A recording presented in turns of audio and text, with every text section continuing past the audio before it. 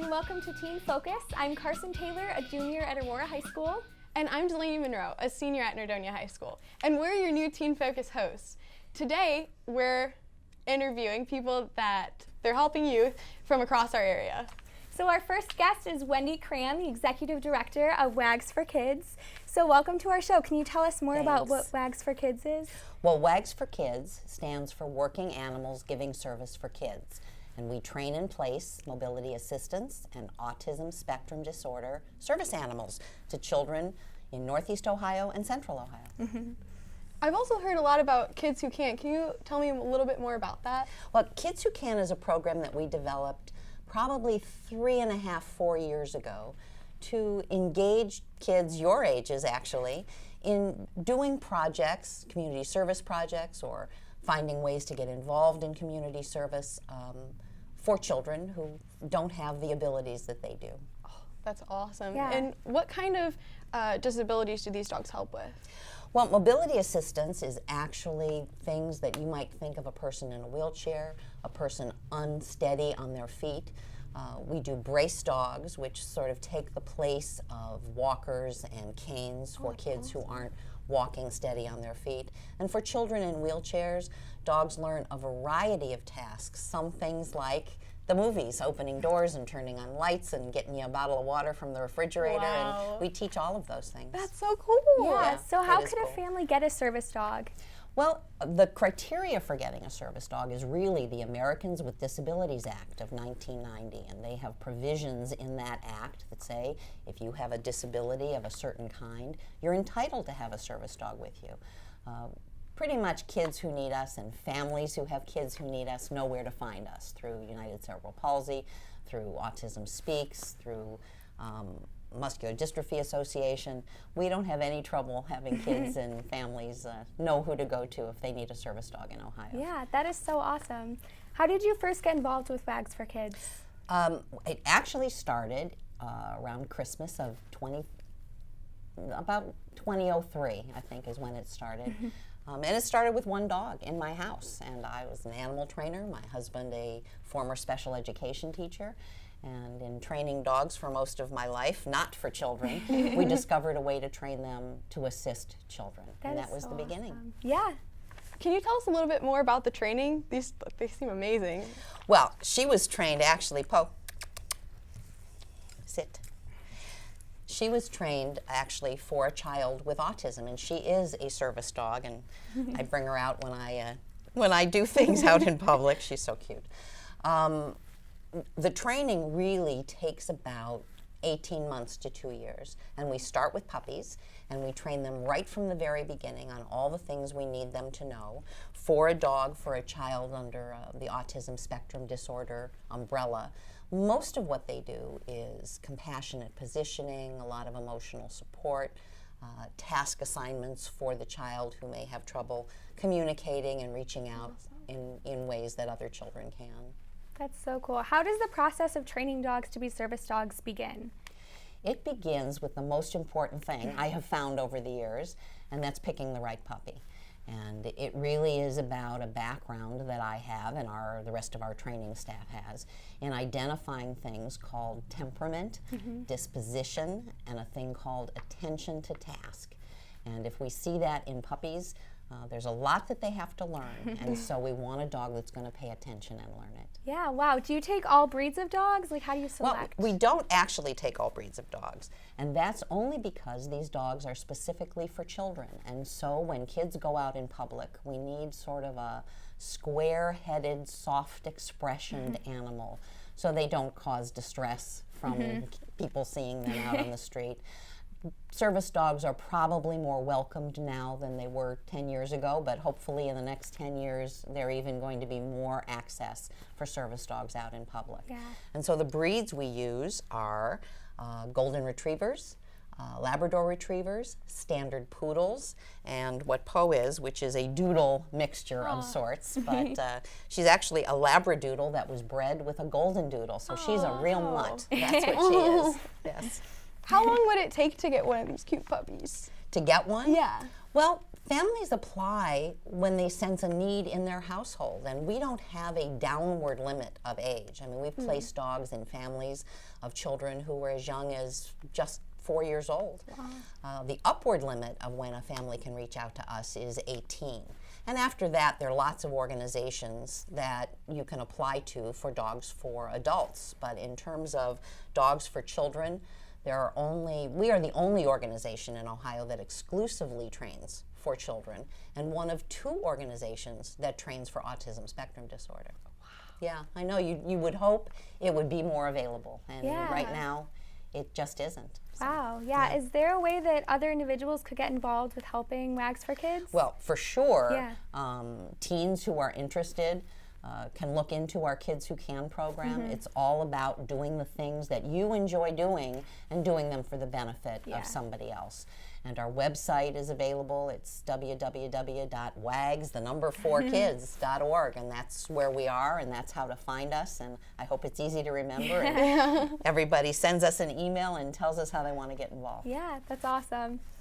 And who trains these puppies? Well, that's the second show, because I wrote the training program for the Ohio Department of Rehabilitation and Corrections, and we train. You might have even seen over time some TV shows about inmates training service dogs, and that's actually exactly what we do. And I go into prison twice a week, on Tuesdays at Grafton and on Wednesdays in Mansfield, and we work with guys who have decided it was time to make a change in their lives and do something good and give back to their communities, and we teach them how to train these dogs. That's amazing. That's so cool. I love how your organization also helps, inmates as well, in addition to the kids who need the dogs. We didn't start out that way. Really? It wasn't on our mind to go help inmates anywhere. We did it because we had no money and no place to put dogs. But what has happened over time is that that's a very big part of what we do, and it's a thing called workforce reentry, which means guys in prison are going to get out one day and they're going to move someplace, and it might be next door to you or me, and we ought to be teaching them ways to make a better life for themselves so they don't wind up back where they started. So that's what this is all about. That's awesome. Yeah. Can you tell us one of your favorite memories with a dog, or matching a dog with a child, or anything like that? I can tell you the first time. Well, it was actually the second time we placed a dog. Was about 14 years ago, and we had a little boy named Miles who had cerebral palsy, and very bright child, a lot of left-sided weakness in his body, and one of the features of his disability was that he didn't speak. And they had a dog named AJ, who is now unfortunately gone, but I think AJ had been in their household maybe 2 months. And his mom called, Miles's mother called me on the phone, and she was crying. And she said, Miles spoke. And I said, what did he say? Because he was 4, and I'm thinking, he finally said mama. I mean, I can't imagine any mother not wanting to hear those words from their child. And she cried and said, no, his first word was come, because he wanted to call his dog to him. And that's a memory that will stay with me forever, that really exemplifies the magic of what we do, partnering dogs with children, that goes beyond opening doors and turning on lights. It really is how these animals touch their souls. Yeah, that is so cool. So the dogs stay with the recipients for life then? For life. Wow. And unlike other organizations that, if something happens to the person that got the dog, the organization may reclaim it to rehome it for another family. We're very clear that we're placing dogs in households with other children many, many times, so that the worst thing in the world would be for something to happen to the child who needed the dog, and then somebody comes and knocks on your door and says, give me my dog back. Yeah. So we're not doing that. Yeah. After the first year of the dog living with a family, we sign over ownership, and they own that dog for the rest of its life. Wow, that's so cool. How many placements have you made? We've made to date 82. Wow. And they're all right here. And my goal, when I think big, when I dream of where WAGS can be, I would like to be able to be in a position to place 12 dogs a year. We're right now at around 8 or 9 dogs a year. But to me, 12 dogs a year means 1 dog a month to a kid in Ohio with a disability. That is so cool. That would be, when you go to and evaluate what success means to you, I think that's what success means to me. Wow, that is so cool. What kind of made you want to set up shop here in Northeast Ohio? It's where I grew up. It's where I live. It's where I owe my upbringing to, my livelihood to. I did a lot of things before we decided to start a charity to do this with dogs, but I'm an Ohio girl, and that's awesome. Where we're going to stay. Yeah, that is so cool. So Poe is adorable. Are we able to pet service dogs? Well, at the moment, no. and I bet you know why you can't right this minute pet the dog, and that's because his vest. His vest. His vest. His vest. And that's a great question because a lot of people don't know. They see the vest and they think, oh, it's a nice dog, so I can go pet it. But if you want to pet Poe, stand. Stand. All the way. Right. You don't want to bring dogs and kids on television because they never do what you want. So Poe's going to know right away that she's off duty. There you go. Pet the dog. Hi, Poe. How long has Poe been with you guys? Poe is 9 years old now, and we got her when she was 8 weeks old. So her whole life. We start training at 8 weeks. Hopefully we can place dogs for children with autism by the time they're 14 or 15 months old, and for other kinds of assistance, mobility training, probably when the dog is right around 20 or 21 months old. Wow, yeah. So is Poe yours or does... Well, Poe lives with me now. Okay. Poe is our demo dog, and Poe goes all over. She's the safety town dog in North Olmsted. She goes on all of our speaking engagements, and when we go talk to groups about participating with WAGS, she's very used to TV, more than I am. Wow. She's like a little movie star. I know, Yeah, I know. That's so cool. I bathed her. Soft, right? Yeah, I she know. is so soft. You're welcome. That was a mess last night, but she's good to go for television this morning. Oh, she's so cute. Yeah. So when is a good time to reach out to WAGS for Kids for assistance? Well, when a family recognizes a need in their household for their child, generally speaking, families talk about it with speech therapists, with occupational, and the therapies that their children are going through on a day-to-day basis to improve their lives. It very often comes up in conversation as, have we thought about getting a service dog, or ways in which a service dog may help. And whenever that happens in a kid's life, that's the time to call. Yeah, nice. So you've placed kids of all ages with dogs? All ages. Wow. From almost 4 to right up to 19 years old. Wow. That's awesome. Yeah. Thank you for all that you do. This is Oh, amazing. Yeah, this is so cool. I think when you find the thing you're supposed to be doing, what do they say? Do the thing you love and it won't be like work any day. I'm there. Yeah, that's awesome. I'm there. And you've always been a dog trainer? I have been a dog trainer. My dad was a dog trainer and a wow. dog breeder. I started doing junior showmanship in dog show rings when I was 10 years old. And so I've been doing this more than 50 years. Wow, that is so cool. Yes. Yeah, what's the most rewarding part about working with WAGS for Kids? That's really a toss-up for me Yeah. at the moment. I would say the placement. I mean, working with the families, and, Yeah. and I often get asked, isn't it depressing being with families who have all these challenges in their lives? And I would have to say that's not true. Yeah. That these are very uplifting families who find ways every day to make that day special and terrific for their children.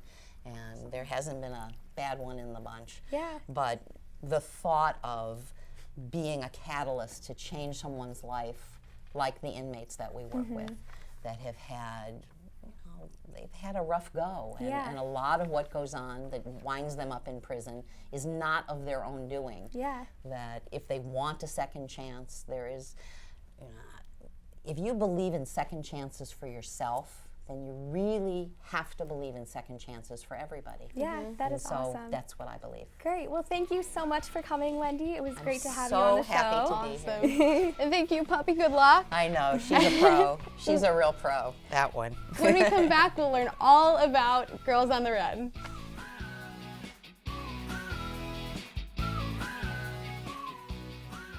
Thank you for staying with us.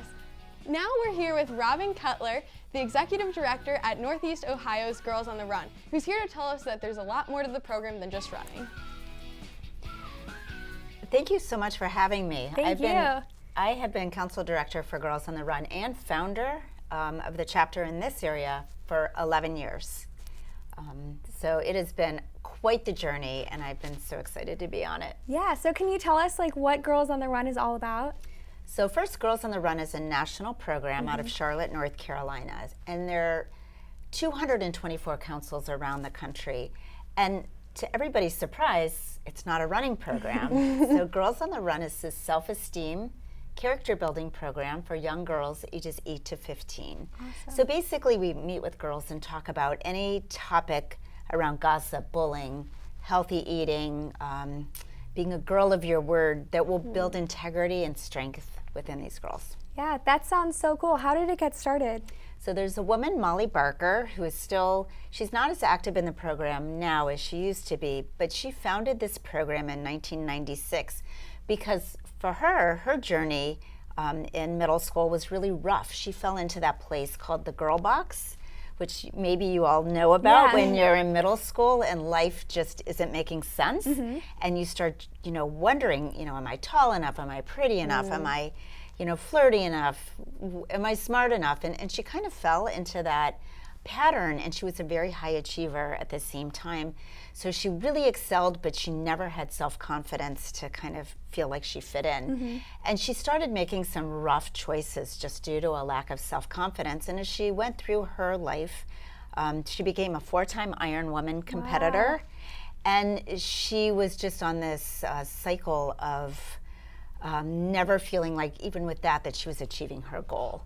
So she kind of hit a really dark place in her early 30s and decided, she went out for a run and she had this epiphany that she could change her direction and change her, choices that she was making, and she came up with a curriculum for Girls on the Run. Nice. She never wanted a young girl to experience that just dark, uncomfortable feeling that you have in middle school when you feel like you just don't count. Yeah, that's so cool. How did you personally get involved? I had heard about the program for a number of years, and I never was a leader. This is not my thing. I'm a follower. But I had heard about the program, and as things happened, I couldn't find anybody really to take the control. So I went to the training in Charlotte, and I fell in love with the program. I have 3 daughters and a son. I'm a runner. And my journey in middle school, and we start the girls at 8. So, self-esteem and confidence, it starts really early. And my journey was a little rocky, and I know my daughters face similar things. So when I went to the training, it just resonated with me, and I thought, what, these topics that these girls will have the opportunity to learn will help them become the best versions of themselves that they can be. And so I've taken the ball. We've served over 10,000 girls, Wow. so we have grown really rapidly. 10,000 in just Northeast Ohio? So I cover 6 counties. Okay. I cover Medina, Lorain, Portage, Cuyahoga, Summit, and I just added Lake on for the fall. So we started with 12 girls in Summit County in 2007, and to date, we've served over 10,000 girls. Nice. So we are, it's a great curriculum, and people hear about us and they're like, I want to have Girls on the Run at my school. And that's kind of how we've grown so much. Nice. What ages do these girls range from? So the program starts at age 8. 8 to 11 is the Girls on the Run curriculum. And that's the curriculum. They talk about gossip, bullying, being friends, how to get along with the girl that likes math even though you like art. And then we take it, after 11, we go into Heart and Soul, and that's a program for 6th to 8th graders where they're really trying to figure out, okay, how do I handle stress? How do I build healthy relationships? How can I become a leader? How can I, get all my work done? And we offer that program to the middle school girls. Nice. So if someone wants to get involved with Girls on the Run, but there isn't a program at their school, what can they do? So the best thing to do is to let the school know there's this fantastic program out there, and at the end of it there's a 5K, so everyone get to experience a 5K. And all they need to do is contact Girls on the Run at Girls on the Run Northeast Ohio.org, and they can fill out a site application. And in order to be a site, all that's required is safe outdoor running space, alternate indoor space, And we ask that there are 3 volunteer coaches to serve as people to deliver the lessons to the girls. And along with the coaches, we will have girls or boys that are 16 years or older help with the sites, and they earn 20 service hours for this semester. So it's a really great way to learn, earn service hours at the same time. Yeah. And that's really the only requirement. Yeah, that's so cool. I actually ran a Girls on the Run 5K a few years ago. Could you tell us a little bit more about it? Sure. So we offer 2 5Ks. So the program is 10 weeks in the fall, 10 weeks in the spring. And at the end of the 10 weeks, the girls have been talking about these important topics to boost their self-esteem. And within the lessons, they're also building their endurance so they can run, walk, skip, or jump the 5K at the end of the season. We're not a running program, so the walking is fine. We just want the girls to move forward. At the end of the 10 weeks, all the girls from all of our sites, I think this past 5K we had 3,000 girls and their families came to the University of Akron, and they all participated in the Girls on the Run 5K. So what we don't tell the girls is that we don't close the finish line till the last girl comes through. You probably remember that from when you ran. So these girls, they're 8, 9, 10. Some of them don't even like to run, and they're out there, and they've got their tutu on, or they've got their painted face, and they're just giving it all they've got, and they make it to the finish line, and they get a medal, which is just a notch of confidence in their belt. So there's one in the spring in Akron and one in the fall in Cleveland at Mayfield High School. Can you tell us how the curriculum and maybe exercise coincide, how those came to be together? So the curriculum, basically we're teaching these girls that they have the power within to set a goal and to achieve it. And by these life lessons, learning about yourself, we do a community service project. Giving back to the community builds confidence, and participating in athletics or physical activity also builds confidence. It provides that space where everything is calm. So when you're making decisions and when you're trying to figure out, which direction to go, the running, the fitness component helps settle your mind. So with the lessons and the fitness component, it just kind of all works together into one big package. And then they cross that finish line, and they've got these great tools to move forward with. Yeah, that's awesome. What has been the most rewarding part about working with Girls on the Run? Oh my gosh, it's all so rewarding. I've got kids. I mean, I'm a busy lady. I love this program because you see these girls that just blossom. I mean, one of the most beautiful things, we only take 8 to 15 girls at a time. And these girls come in at 8, 9, 10 years old, and they've already got their arm lock, and they're sitting next to their best friend, and they don't want to talk to the other friend because, ooh. And by the end of the 10 weeks, they're just like one happy group. And we serve kids with emotional and physical disabilities as well. So it's magical for me to see a child who's struggling with some disabilities come into a group of girls. And at first the girl's like, they're scared. And then they realize, she's awesome, and even though she can't see me, or even though she looks different, she's just a girl, and she's got the same issues going on as I do. And so it helps break down that stereotype and helps bring people together at a young age, so hopefully as they get older they won't be judgy and tough on each other. That's awesome. So cool. So can you tell us a little bit more about the curriculum? We know it's gossiping, bullying, what else? So gossiping, bullying, healthy eating, gratitude, community service, and those really are the main things in the Girls on the Run curriculum. The heart and soul, they're going to talk about the mind, body, spirit, and how it all works together to make a young woman feel like they've got all their pieces and parts working in the right direction. Because we think of things always having to be physical. We always have to be striving for excellence. We always have to be, working harder and harder. And we don't realize there's that other side of us that if we're not in check, then what we actually want to do is going to be harder to do if we don't have any clarity or any balance. Right. And that's what we work on with the middle school girls. And I'll tell you, our biggest hurdle with Girls on the Run, it's all great. We get girls, we can get sites, it's all fine. But coaches are the hardest thing for us to identify because 90% of our programs are offered at schools. There are a handful that are at community centers and libraries. And we're really trying to beef that up, because if you're at a community center or a library or a park, then you don't have to offer Girls on the Run after school. You can have it on the weekend, you can have it after dinner, you can have it at any other time of day instead of right after school, when many families are working, there are other children, teachers are tired. So that's our biggest, challenge there. Besides, what has been your biggest challenge working with Girls on the Run? Well, we only take 8 to 15 girls, Okay. so turning girls away is extremely painful. So we do a lottery. Registration for the fall season will open August 22nd, and each of our schools right now, we have about 60 sites, and they're still coming on. We'll go online and register. So if a site registers over 15 girls, after a week, we'll close it down, and the lottery will pull a random, you're in, you're out. And many times girls get left out. And so families say, well, you're such an exclusive program. But what we do is keep our groups really small so we can build trust and we can come together as a team. But the other side is, if we turn girls away, one of our sites had to turn like 30 girls away. So they had 45 girls. So they came up with 9 other coaches. So they were able to divide into 3 teams.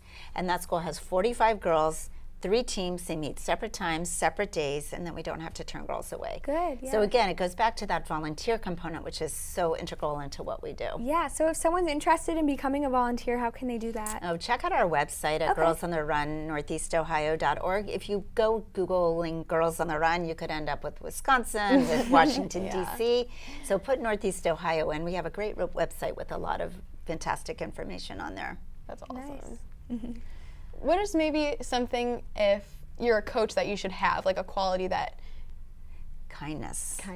Kindness And compassion. Our coaches fill out volunteer applications, and we just ask that they live a healthy lifestyle, so they're mirroring what we are teaching the girls.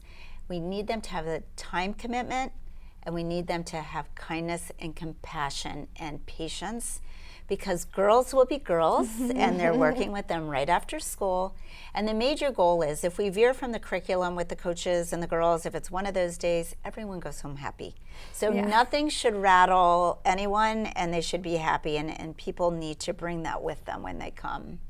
Well, I'm pretty sure every school needs service hours, so that would be an we'd awesome love it. And our opportunity. teens can make the biggest difference because they're closer to the girls' ages, Who wants to run with me? Like, it's really tough. I have to give bubble gum to get them to run with me. But when you guys are there, my daughters are there, they'll talk because you're closer. You can really relate, like with Snapchatting or, don't bully on the cell phone or whatever. But for me, I love running with them. And sometimes I can bring something to the table if I start talking about my dog. But but you guys really are the ones that make the difference. Yeah, that's awesome. So really any girl can get involved with Any Girls girl, on the and Run. boys and men can coach, and boys can volunteer also as coaches, as junior coaches. Nice.